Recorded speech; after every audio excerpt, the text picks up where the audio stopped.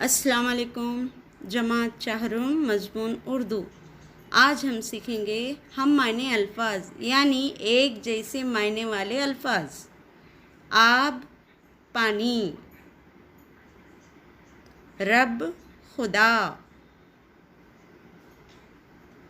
फलक, आसमान। खाक, मिट्टी। मकान, घर। राह, रास्ता। सहर, सुबह। चमन, बाग। आफताब, सूरज। तन, जिस्म। साया, छाँव।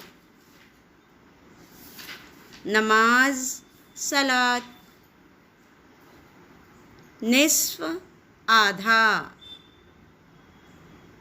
रुख, चेहरा।